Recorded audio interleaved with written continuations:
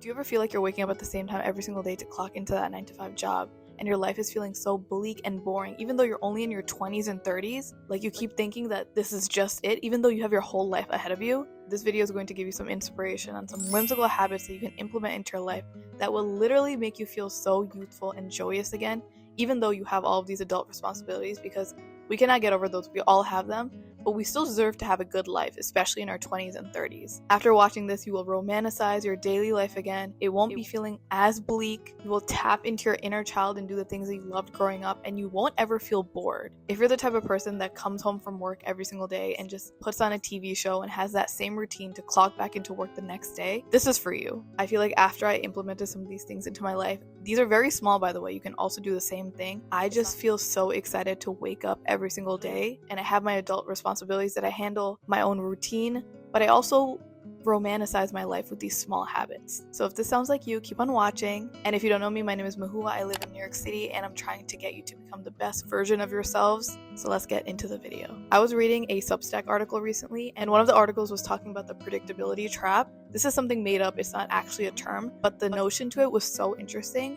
It talks about how when you are doing the same routine every single day, like your daily commute to work or the same morning routine, you stop remembering the details as much. For example, when you are growing up and you're experiencing life for the first time, you do remember the street that you grew up on. You do remember all the friends that you play with and some of the games.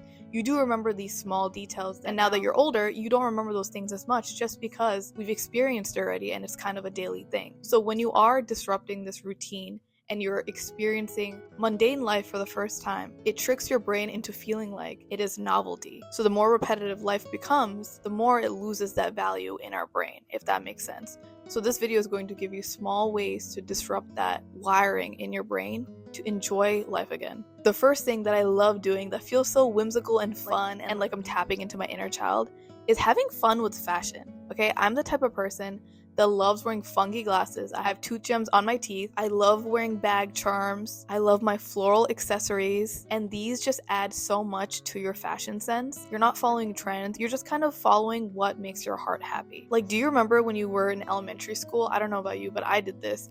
I would always get my clothing from Children's Place, from Macy's, and it felt like the first day of school every single day when I did that, because I would give my family a fashion show wearing all of that clothing, and I want to feel that joy again as an adult, and I challenge you to do the same thing. That means actually planning your outfits, not just waking up in a rush every single morning and just putting on whatever you see, but actually putting thought into it and putting your personal style, personality, and influence into it instead of just following trends or whatever you see. Like, this is just a small floral bracelet that I got for like $1 from a small business in New York City. It adds so much character. You guys know I love my florals. I also love wearing these glasses that I got from Firmu. It is just like so in your face, where that's always the first thing that people notice when I wear them. They are more of a statement, but just like small things like that, it doesn't cost as much money. You can put it on when you're not wearing makeup or you're not feeling the best that day, and it just like adds so much. And slowly, by doing things like this, it builds your confidence as well. And it just feels like a fashion show every single day. I love picking out my outfit the night before so that I'm excited to put it on the day of.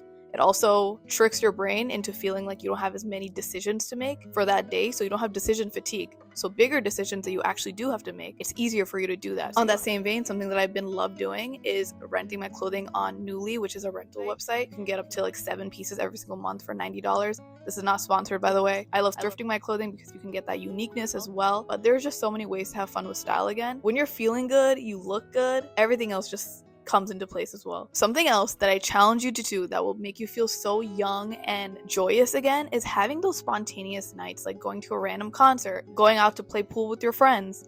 I'm a very calculated person. I love having my to-do list. I plan the week, like the beginning of the month, and I stick to my day. I just get very anxious when I don't follow my day to the plan. And when I get invited to do spontaneous things, like if my friends just want to hang out randomly one night, sometimes my body is telling me to say no and just stay at home because that's what I had planned for that day. But when you are rejecting this inner thought of your usual routine, it just opens up so many possibilities. Like, some of my best memories are just me hanging out with friends when I wasn't expecting to, staying out until like 4 o'clock in the morning, just playing games, playing pool, going to a concert that I bought tickets for literally that day. I just went to a Kelly Uchis concert. It was literally the best experience. And this also just reminds me of when I used to be in high school, and I used to be right next to all of my childhood friends. I could walk over to their house and just talk, hang out until the middle of the night and just walk back home, because we really don't cherish enough how nice it is to be around your childhood friends and be in their same neighborhood. As we grow up, we're all moving out, we're all going to a different area, we're going away for college, we're getting married, whatever it is, and it is so rare to be on that same block as your best friend. And I just love capturing that feeling in like a little bottle and still having these spontaneous nights. Like if everyone else from the group is free and they all want to hang out just spontaneously, why would I not say yes? Because it just bottles up that feeling of youth. And like, why do I have to wait for the weekend to have fun? Like, we have such short lives, and if we're waiting just 2 days out of the week for our whole life to just have fun, we're not going to be having much fun. So I don't just wait for the weekends anymore to make plans. Like, I love doing it just spontaneously now whenever the time occurs. Something else that feels so whimsical and freeing and just joyous is doing small maintenance habits and self-care for yourself. I love putting in my hair rollers after I take a shower to get those voluminous curls. It's just so quick and it feels like an at-home spa. I also do self-care with like my nails. I put on press-ons very frequently. These are glamnetic, and whenever I put on my hair curlers, my fiance loves calling me George Washington because I look like I have those rollers in. And just doing these small things for yourself, pouring back into yourself, just makes you feel a lot happier, because when we are adults, when we have kids or just responsibilities, we're just doing so much for other people, and it feels very rewarding to give that back to yourself. Okay, as mentioned before, another thing that I've been loving doing is reading on Substack. So if you guys don't know what Substack is, it's a website where you can essentially read different opinions and articles and just thought pieces. This is something so new to me, so it is still very fresh, but I love the fact that I can access information outside of just social media. Like, we're so conditioned to just have brain rot type of social media every single day, and it's not always true, it's not always valuable, it's not always good for you. And I say this as I fully work in social media, and it is just so refreshing to go on Substack, read articles about different things, and just feel enlightened, you know, especially when we're getting older. We're not really in spaces anymore where we're essentially learning, unless you are maybe in work and you're learning every single day or at school. But for me, especially since I've graduated and I work from home, I don't really have exposure to other people teaching me things and learning about different things. And I feel like that makes you feel very bleak and deteriorated. Like, I don't even know how else to explain it, but it just makes you feel like you have no function in society. So it's just really nice to read all these pieces and have things to contribute to other friends and people that you talk to. There was also a really interesting article recently where it was talking about why boyfriends are embarrassing to have now, and I feel like that was quite an interesting take, because it just like talks about decentering men and having your own hobbies as a woman. But again, things like this, it just puts different perspectives into your mind that you maybe have never thought of before. Another whimsical habit that I genuinely put on my New Year's resolutions list is hanging out with a new friend every single week. And when I say a new friend, that doesn't mean 52 new friends in the year. That means just like hanging out with someone maybe that I haven't seen in a month or two and hanging out with them. I say this as I'm fully an introvert / like ambivert. I prefer to be in my own space, be at home, be comfortable, and just watch my show after a long day of work. But just having this obligation basically to make plans with a friend feels uncomfortable sometimes, but I think it really pushes you to just crave personal connection. We're in an age, like what I mentioned before, where everything is so internet, social media based, and we just forget to have one-on-one connection. And whenever I do hang out with these friends that I haven't seen in a while, I just feel so full and whole, because it was just nice talking to them. It was inspirational to also talk to them, and I just never really regret it. If you are regretting it, maybe you just shouldn't be friends with them anymore. But anyway, that's a whole other conversation. You should always make a commitment to yourself to be 2% better every single day, whether that is hanging out with a friend even though you're uncomfortable, saying yes to a risk that maybe you wouldn't usually say yes to, or working on your business that you keep on pushing off. It is so important to do that, and my way of doing it sometimes is just pushing myself and hanging out with the person even when I want to be nice and cozy and warm at home. Obviously, there are days where you're just feeling so depleted and you don't feel like talking to anyone. That's completely normal. I have that too. But you should still push yourself to just like have that personal connection once in a while. Something that makes me feel so young all the time, it makes me always feel like a dreamer, is continuously writing, manifesting, scripting in a journal. Like, this is a journal that I have from Papier. It says Leo on it. This is specifically for my business goals and just the learnings that I've had in my business world. I have another journal where I specifically just script in. If you guys don't know what scripting is, it's basically a form of manifestation where you write in a future tense, but like you're already living it. So that way it feels like it's real already. It feels like more attainable. I also have another journal specifically just to journal, and I have my physical to-do planner, right? So I have multiple notebooks, multiple things for different purposes. I feel like it's really important to like keep those ideas separate. Why I emphasize this so much is because it is so important to get your thoughts out and to just write something down and flesh it out before you start talking to someone else about it. Yeah, obviously venting and talking to someone else about your ideas definitely does help sometimes, but I feel like it's a lot more powerful to decipher your own thoughts first and then maybe talk about it later. I'm the type of person who doesn't really talk about ideas until it's kind of in the works of being executed. So I just love scripting and manifesting because it feels like life, the dream life that I want, is so attainable. I also love writing on a website called futureme.com or .org, one of those, where essentially you write a letter to your future self. It gets automatically sent to that email a year later, 5 years later, whatever you want. So every single year since I graduated high school in like 2016, I've been writing to myself and it gets sent to me automatically. And I have this whole track log of all of the things that I've written, all of my deepest, darkest dreams that have basically come true in the past 10 years. And it's just so surreal to see. So I highly recommend anyone to just keep on dreaming and obviously working towards those dreams, but having a record of that. It will break up the mundane maybe day that you might be having, the job that you might be working, because you're constantly a dreamer. Okay, something about me is that I love romanticizing the morning time. I'm not a very big early riser, but when I do wake up, I just love looking at the mundane things that I usually do on the reg in a different way. So I make it a game to pick a different mug every single day for my coffee. I love picking a different creamer every single time I go grocery shopping so that it feels more fun and fresh and like mixing it up.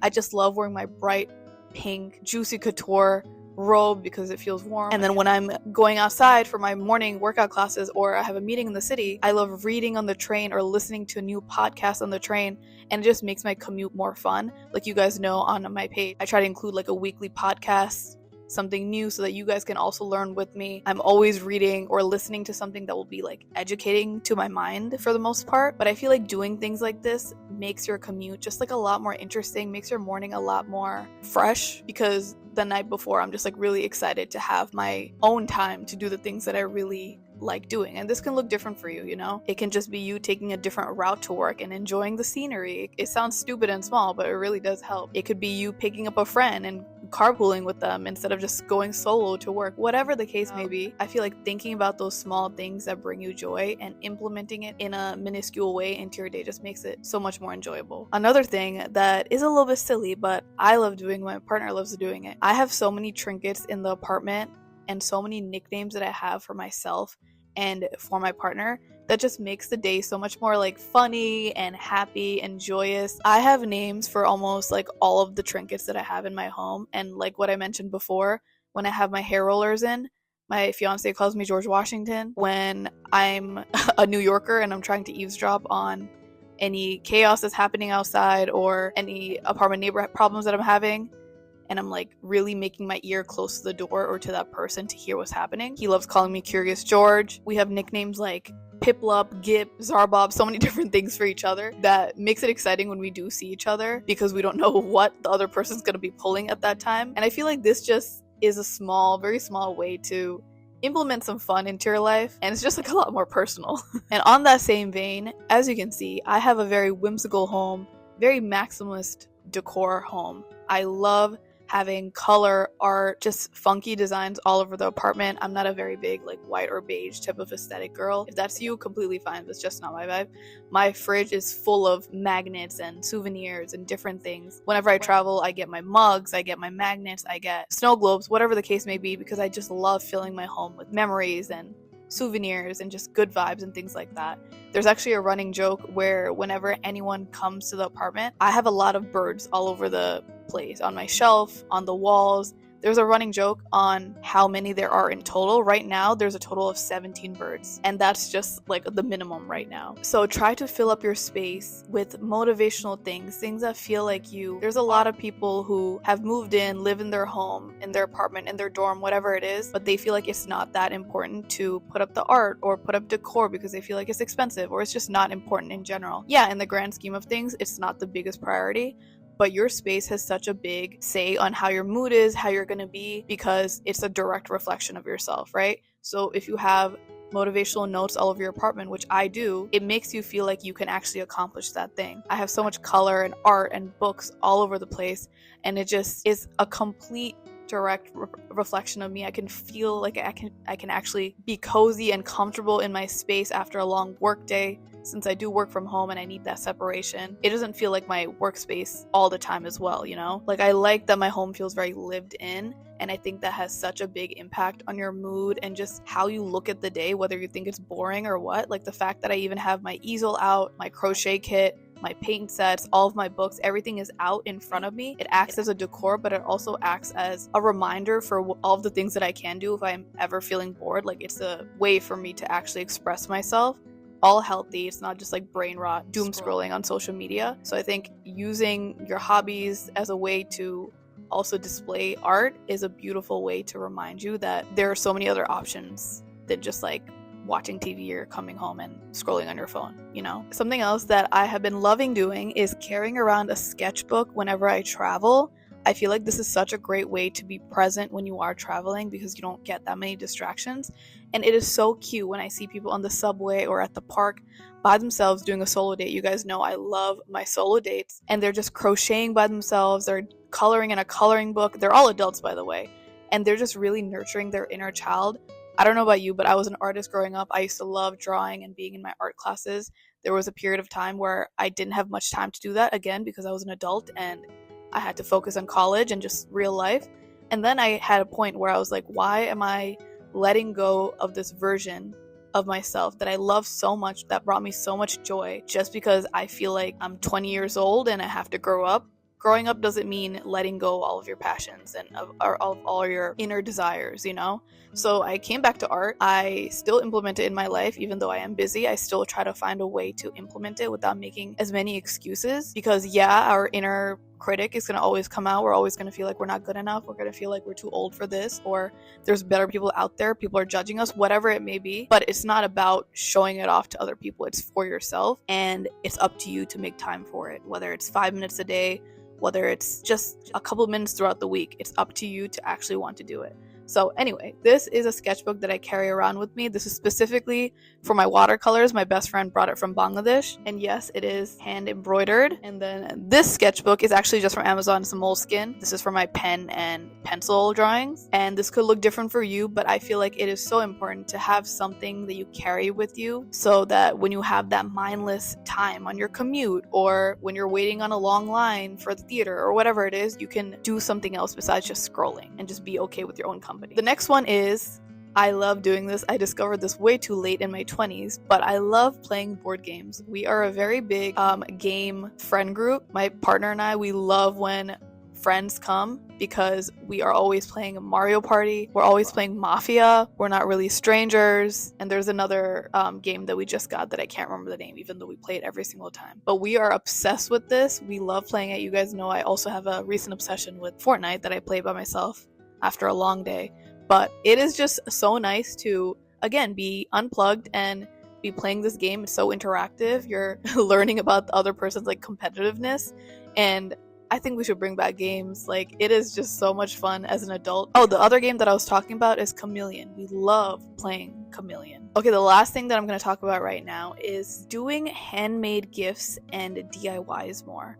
So I am the type of person that tries to force myself to think about a way I can make something handmade instead of just buying it. Obviously, putting your thought into a gift and just buying it is also a great alternative, but I love putting more intention and thought into something by making it myself, right? Like for my fiance's birthday recently, I did a intimate at home like 4-course dinner that I set up in the apartment, where I converted the entire apartment into a nice like dinner setting, right? I have crocheted coasters that I made myself. My fiance made me a DIY Harry Potter cake, which just felt a lot more homemade and personal. He could have obviously bought it from the store, but he learned how to bake for the first time. He learned how to put frosting on a cake and write on it for the first time, and it just felt so much more like us. And I think doing things like this forces you to keep your creative side alive, or writing your handmade cards for birthdays and things like that. So as you can see from this video, it's really emphasizing keeping your creative side alive, whether it is doing these handmade things or going back to art, things that you might feel like you're too old for, or just hanging out with friends that you haven't seen in a long time and doing spontaneous nights, right? The key lesson is to keep your creative side alive and disrupt that predictability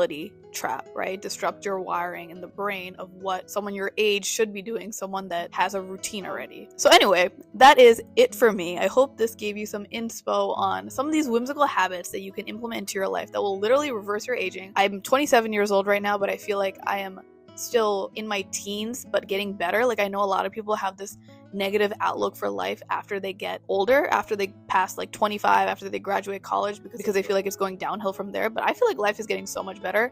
Now I just have adult money and I have my own rules and free time, right? I hope this gave you some inspo. Please let me know what you have been implementing into your life to make you feel a lot more youthful and at peace and have joy, and if you are going to be implementing any of these into your own life. But I love you guys so much. Please make sure to like and subscribe, because I'm posting here so frequently. And guess what?